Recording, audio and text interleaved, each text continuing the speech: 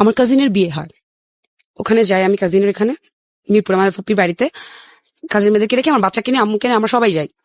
তো একদিন থাকি ওখানে, থাকার পরে পরের দিন বাসায় আসি। তো পরের দিন সারাদিন কিন্তু আমি না খাওয়া, হুই হুল্লোড়ে দৌড়াদৌড়িতে, তো আমি না খাওয়া, তো বাসায় এসে খাবো ধানমন্ডিতে। বাসায় এসে আমি কাজের মেয়ে বললাম যে আমার একটু ভাত দাও। আমি কিন্তু অনেক ভাত খাতর না এখনো, সকালে ভাত খাই, দুপুরে ভাত খাই, রাতে ভাত খাই, ভাত ছাড়া আমি বাঁচতে পারি না। পরিমাণে কম খাই যে কারণে মোটা হই না। ওকে, আমি বাসায় আসার পরে যখন আমি ভাত খাবো, ভাত মা খাচ্ছি, আমি ভাতটা মা খাচ্ছি, আমি কাজের মেয়ে বলতেছি আপু আমি না আপনাকে একটা কথা বলবো। হ্যাঁ বল। বলে ভাইয়া জাস্ট খালি ফার্স্ট লাইনটা মুখে নিবো, এর মধ্যে কাজের মেয়ে পাশ থেকে আমাকে বলে আপু ভাইয়া না কালকে রাত্রে আমার রুমে আসছিল। বলতেছে যে আপি ও আমার ভাইয়া না আমার রুমে আসছিল। তা আমি না ভাতের লবণটা ফেলে দিয়ে আমি ভাবলাম যে হয়তো আমি ভুল শুনছি। আমি কি বললা? বলে কি ভাইয়া না রাত্রেবেলা আমার রুমে আসছিল। হ্যাঁ আসতেই পারে, তো অলরেডি বিয়ের 1 বছর পার হয়ে 2 বছর তো আমি বললাম যে কি বলছো আমি বুঝিনি, আবার বলো তো কথাটা। তো সে আমাকে বলতেছে যে আপু ভাইয়া আমার রুমে আসছে। আমি হ্যাঁ আসতে পারে, তো কারণ আমি আমাদের 14 গোষ্ঠীর ভিতরে না ভাই, আমি আমার আশেপাশে তো কখনো এই টাইপের কথা শুনিনি। আচ্ছা, বলার পরে আমার না, আমি তখন একটা কথা ওকে পাল্টা কোশ্চেন করি যে তোমার গায়ে টাচ করেছে? বলে কি না আপু উনি এসে কয়েকবার প্রস্তাব দিয়েছে। তো আমার আমার তখনও পর্যন্ত ভাই চিন্তা করেন আমার মানে মন মানসিকতা, আমি ওকে বলেছি তুমি ওর সামনে বলতে পারবা? যদি ওর সামনে দাঁড়িয়ে বলে তাহলে তো বুঝবো কথাটা সত্য, দুজনকে মুখোমুখি করি। আপনি 100% একজন অনেস্ট ওয়াইফ যে কথাটা বলা উচিত আপনার সেটাই বলেছেন। হ্যাঁ তখন বলে হ্যাঁ পারবো। আমি তুমি শিওর? তো পরে যদি মিথ্যা করে তাহলে কিন্তু আমি তোর চড়া দাঁত ফালাই দিব। তখন কিন্তু আমি মেয়েটাকে কোনো বকাবকি করিনি, কারণ আমি আসলে কি শুনলাম, কিভাবে হ্যান্ডেল করবো ফ্যামিলিকেও জানাইনি, কারণ নিজের পছন্দের বিয়ে তো একটা তো নাক থাকে ভাই। এমনিতে ফ্যামিলির এগেনস্টে গিয়ে বিয়ে করেছি, ফ্যামিলির ঝামেলার কারণে এগেনস্টে গিয়েছি, তো ফ্যামিলিকে তো বলা যাবে না। আমি আগে কুল হলাম, আমার হাত পা কাঁপছে, আমি খাইতে পারিনি, ভাত সরাই দিল। ও আসছে রাত্রে 11:30 কি 12টার দিকে, ওদের টাইমিং কিন্তু উল্টা পুল্টা থাকে, ঠিক থাকে না। আসার পরে আমি খুব ভদ্রভাবে ভাত খেলাম। ওর আবার আসার পরে 1-1.5 ঘন্টা রেস্ট দেওয়া লাগে, দেন ভাত খায়। তারপরে হচ্ছে ফুটবল খেলা দেখে 1-1.5 ঘন্টা, ওর মাঝখানে চা খাবে। তারপরে রাতে 2:30-3টা কমে ঘুমাইতে পারতাম না। আর আমার বাবার বাড়িতে রাতে 10:30-11টার মধ্যে সব ঘুমিয়ে যায়। তো ও ভাত খাওয়ার পেছনে এসে বসে যায়, আমি একটা কথা বলবো তোমাকে। হ্যাঁ বলো। তো তাসলিমা একটু এদিকে আয়, কাজের মেয়েটার নাম ছিল তাসলিমা, একটু এদিকে আয়, দরকার আছে একটু রুমে আয়। তো রুমে আসলো, 2টা কাজের লোক, একটা কিন্তু জানে না বাড়ি কাহিনী হয়েছে যে আরেকটা সম্বন্ধে। বয়স কত ছিল? একই এজের আমরা, আপনার একই এজের ছিল? 1-1.5 বছর ছোট ছিল, অনেক সুন্দরী ছিল। তো 2টা কাজের লোক, তো আরেকটা ওর থেকে একটু ছোট ছিল, বাট কাজের লোকগুলো দিত আমার ফুপ্পি। সো এখন এই জিনিসটা আমার ফুপ্পিও তো জানতে পারে ও যখন চলে যাবে ও কেন গেল। আমার ফুপ্পির কাছে যেতে হয়, দিয়ে আসি, দেন ফুপ্পির একটা কাজের লোক তাদেরকে আবার দিয়ে আসে বাড়িতে। আমার মাথায় তখন সব এগুলা ঘুরতেছে। তো দুজন, আমি শিওর ছিলাম কথাটা মিথ্যা হবে 100%, মিথ্যা হবে এবং আপনি বের করে দিবেন। হ্যাঁ। তো আমি বেডরুমে দরজাটা লাগিয়ে দুজনকে একসাথে করে আমি তাসলিমা কি হয়েছে বল। ও মাটিতে বসে, তো ও বিছানায় বসে, ও তাকিয়ে আছে। হ্যাঁ কি হয়েছে, কি ওকে ডাকছো কেন বেডরুমে? আমি কি হয়েছে কালকে রাত্রেবেলা আমার সামনে একটু বলতো, আমি বুঝিনি। ভাইয়া আমার রুমে গেছে। আমি কি ভাইয়া তোমার রুমে গেছে মানে? ভাইয়া আমার সাথে থাকতে চাইছে। আমি কি থাকতে চাইছে মানে কি? ও তো আর ইংলিশে সেক্স বলতে পারতেছে না, এটা ওয়ার্ডও জানেও না। ভাইয়া আমার লোকে শুইতে চাইছে, জামাই বউ যা করে তা করতে চাইছে। আমি ওর দিকে তাকাইছি, ও খালি কাজী মেয়েটাকে বলছে তুই রুম থেকে বেরো। অলরেডি তুইতে চলে আসে, যেখানে আমি ওর মুখে কোনোদিন তুই শুনি নাই ভাইয়া। কাজী মেয়েকে বলছে তুই রুম থেকে বেরো। আমি ওরা বলতেছি রুম থেকে বের হবে কেন? ওইটা তো একটা অ্যাপার্টমেন্ট, ফ্ল্যাট বাড়ি, ওইটা তো একটা সমাজ ভাইয়া। তো আমি ও রুম থেকে বের হবে কেন আগে বলো আমাকে, কি ও যা বলছে সত্য কিনা? তুই রুম থেকে বের হ। তুই বের হয় রুম থেকে, এমন করতেছে। ও বের হয়ে গেল, দরজা লাগাইলাম আমি। কি হয়েছে আমাকে বলো, কি সমস্যা? ও ধাপাধাপ দাঁড়ালো ভাই, দাঁড়ায় প্যান্ট চেঞ্জ করতেছে, ধাপাধাপ শার্ট চেঞ্জ করতেছে, মানি ব্যাগ। আমি কোথায় যাচ্ছ, উত্তরটা দিয়ে যাও, কি হয়েছে, এটা কি সত্য না মিথ্যা? আমি ওরে বারবার বাধা দিচ্ছি, তুমি যাইতে পারবা না, যাইতে পারবা না। ওদের আমাকে ধাক্কা দিল, আমি জাস্ট বিছানা উপরে গিয়ে পড়লাম, বের হয়ে গেল। উত্তর না দি রাত্রের অলরেডি তখন 1টা বাজে। তো ও বের হয়ে গেল বাসা থেকে। তো বের হয়ে গেছে, আমি আমি আমার তো ওয়েট করে কান্না করা। মানে ওই সময়টা থেকে আপনি ওকে চার্জ করছিলেন, আপনি রেগে যাচ্ছিলেন? আমি বলছি কি হয়েছে, কথাটা কি সত্যি কিনা আমাকে বলো। ওকে চার্জ করার অপশন কি? ও তো ধাপ করে উঠলো ভাইয়া, প্যান্ট চেঞ্জ করতেছে। এর আগে কি আপনাদের ওই ধরনের কোনো ঝগড়াঝাটি হতো? না না, কখনোই না। এরকম কোনো সিম্পাটি হয়নি আমাদের ভিতরে, কখনো টাকা পয়সা নিয়ে ঝগড়া লাগে নাই। আর আমি খালি ওকে জিজ্ঞেস করছিলাম একটা কোশ্চেন, এটা কি সত্য কিনা, তুমি কথা বলছো না কেন, তুমি রেডি হচ্ছ কেন, তুমি বের হয়ে যাচ্ছ কেন? তারপর খুব জোরও শাউট করছি না, আমার ছেলে পাশের রুমে ঘুমাচ্ছে। ও তারপর বের হয়ে গেল, আমাকে ধাক্কাটা দিয়ে আমি বিছানায় জাস্ট পড়ে গেলাম। ও আসলে ধাক্কা দিচ্ছে আমাকে সরানোর জন্য সামনে থেকে, নট মারার উদ্দেশ্য, আমি এখন সত্য বলবো। বিছানায় পড়ে গেলাম, ও চলে গেল বের হয়ে। এখন আমি জাস্ট দরজা লাগে রুমে কান্না করা ছাড়া, ওয়েট করা ছাড়া আমার তো কোনো অপশন নাই। সে ভোর 6টার সময় আমাকে ফোন দিল। খুব স্বাভাবিক, রাত্রেবেলা তো অফিস গুলো খোলাই থাকে, চ্যানেলের এডিট কারণ বুঝতে পেরেছি। হ্যাঁ, ওখানে গিয়ে অফিসে কাজ করে। এখন আমি ওকে ফোন দিয়ে ফোন ধরে না, সকাল 6টার সময় সে আমাকে ফোন দিল। ফোন দিয়ে বলতেছে আমি সরি, ভুল হয়ে গেছে। আমি কি ভুল হয়ে গেছে? আমি বাসায় আসি, তারপরে তোমার সাথে কথা বলি, তুমি রাগ করো না, চিৎকার করো না। আমি আচ্ছা ঠিক আছে, তুমি বাসায় আসো। তো বাসায় আসলো, ও আমাকে আমি বিছানায় বসা, ও আমাকে আমার সামনে বসে মাথা নিচু করে বলতেছে যে আমার ভুল হয়ে গেছে, আসলে তুমিও বাসায় ছিল না, আমার না ভুল হয়ে গেছে, আমার আর কখনো এরকম হবে না, অ্যাক্সিডেন্টলি আমার ভুল হয়ে গেছে, আমি তো আসলে কিছু করিনি, ওকে প্রস্তাবই দিয়েছি। ভাই আমি মেনে নিলাম যে আসলে ভুল হয়ে গেছে, হি ফিল সরি, ওকে ওকে অ্যাক্সিডেন্টলি পুরুষ মানুষ, আমি ধরেই নিয়েছি পুরুষ মানুষ, ফাইন। আমি কিন্তু মাথায় এত মানে লজিক্যালি এটা চিন্তা করে বলি নাই যে আমি আজকে যদি কাজটা করতাম তুমি কি করতা, এগুলো কিছুই না।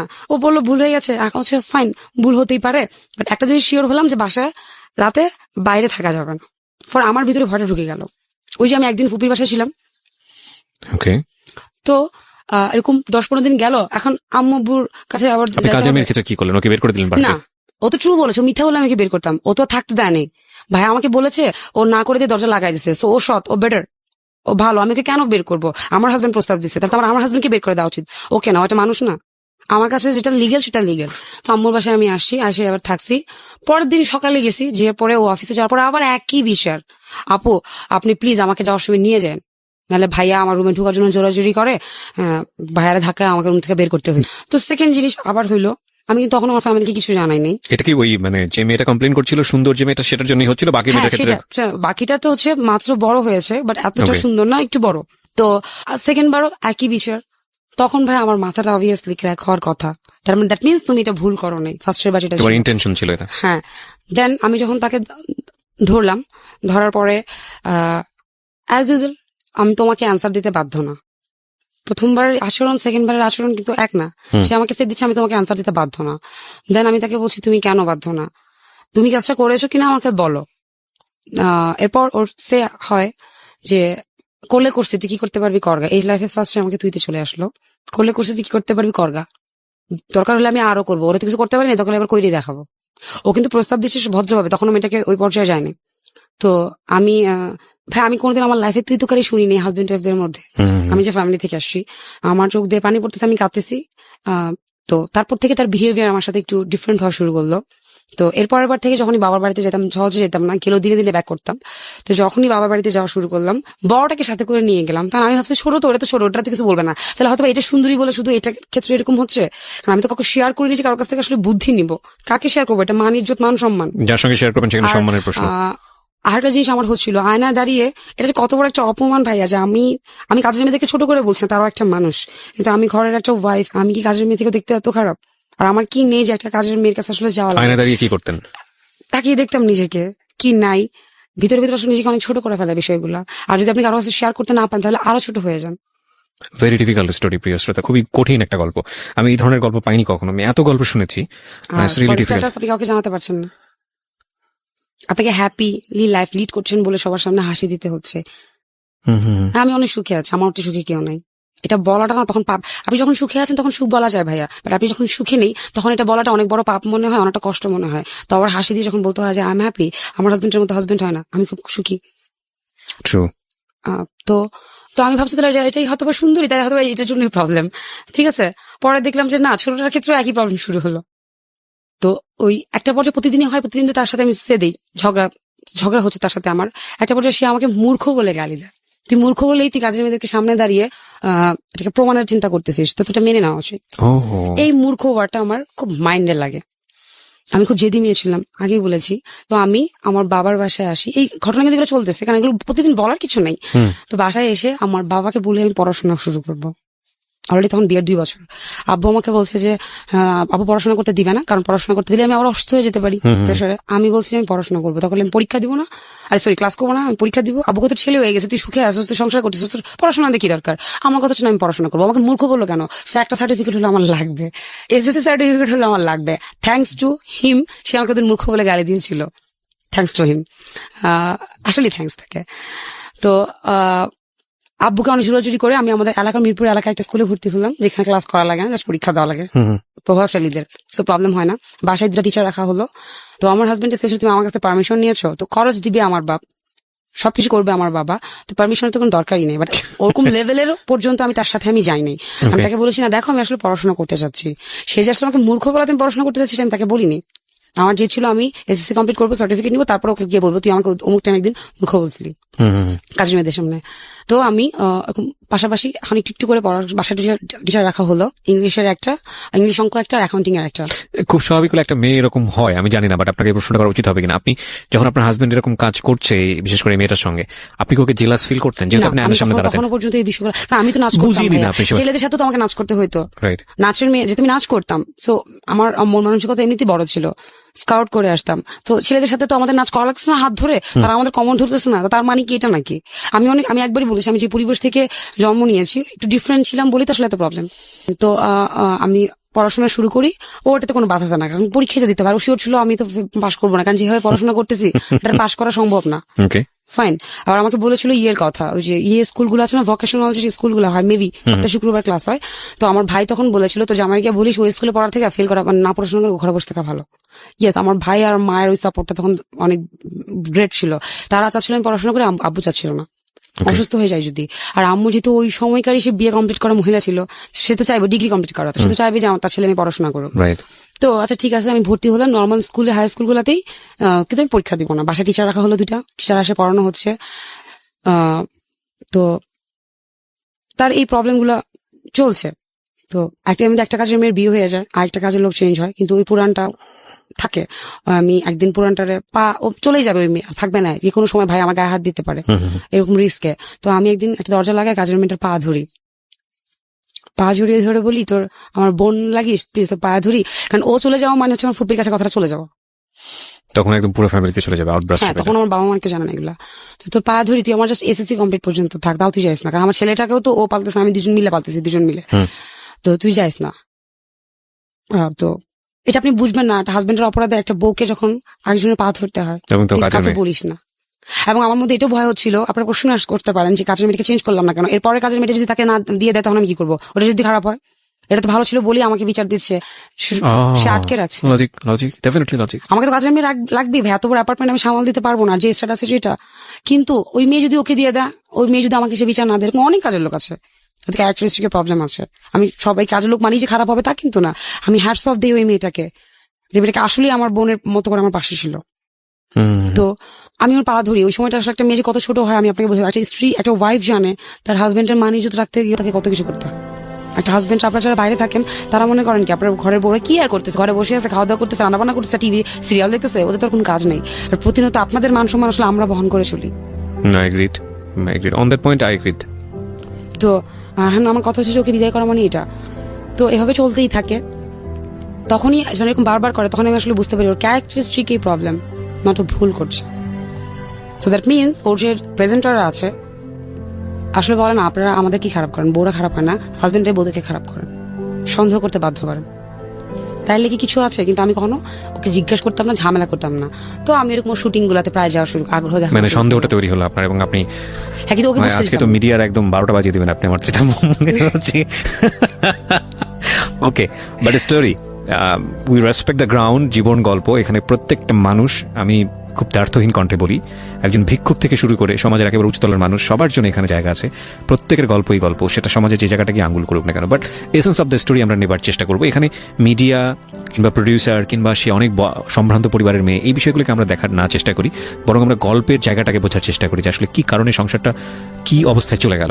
হ্যাঁ, এই জায়গাটাকে দেখার চেষ্টা করি। যে কোনো মানুষের জীবনেই হতে পারে, হয়তো মিডিয়াতে কাজ করছেন বলেই হয়তো বিষয়টা বেশি ফ্ল্যাশ হয়, যে কোনো মানুষই তার লেভেল থেকে খারাপ হতে পারেন। সুতরাং আমরা বিষয়টা কিভাবে না দেখি। ওকে, তো এখন আমার ইয়েটা বাড়তে থাকে, সেই তুলনায় কিন্তু আমার মানসিক প্রবলেম গুলো বাড়তে থাকে, সন্দেহ হতে থাকে, ওই কনভার্সন আমি তাকে তো আর এগুলো বলছি না যে আমি তোমাকে সন্দেহ করছি প্রেজেন্টারদেরকে দিয়ে, আমি অনেক মানে বুদ্ধির সাথে এগুলো হ্যান্ডেল করতাম। তো আমি তো চলো তোমার শুটিং এ যাই, আমিও শুটিং এ যেতাম। কিছু শুটিং করতো প্রোগ্রামগুলোতে, বিভিন্ন প্রোগ্রাম হয় না ঈদ উপলক্ষে, বিভিন্ন যে সাপ্তাহিক প্রোগ্রামগুলো okay. আপনারা টিভিতে দেখেন, আচ্ছা আচ্ছা, আমি নামগুলো না বলি, না, ঠিক তো আছে। হচ্ছে এই টাইপের প্রোগ্রামগুলো তো শুটিং করতে, শুটিং হয় না বিভিন্ন হাউসে হয়, চেশন হাউস থাকে না।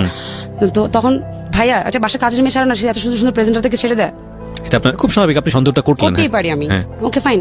হ্যাঁ, তো আমি শুটিং গুলাতে যাওয়া শুরু করি, এই ওর ফোন ভিতরে ভিতরে লুকায় লুকায় সার্চ করা শুরু করি। অলরেডি বিয়ের কিন্তু 3 বছর পার হয়ে গিয়েছে। তো একটা সময়ে আমার এসএসসি চলে আসে, আমি অনেক প্রেশারে থাকি। আর অলরেডি কিন্তু আমার ঘুমের ওষুধের ডোজ বাড়তেই থাকে, ডাক্তারদের কাছে রেগুলার যাই, মানসিক টেনশন। মোহিত কামাল স্যার ওষুধ বাড়াতে থাকে ডোজ, উনি আমার হাজবেন্ডকে নিয়ে আসতে বলেন, বাট আমার হাজবেন্ড সো কল তার সে জেনে যাবে আমি তার ওয়াইফ, এই কারণে সে যায় না। মোহিত কামাল আগে থেকে তাকে শুনে বলেন, সে যায় না।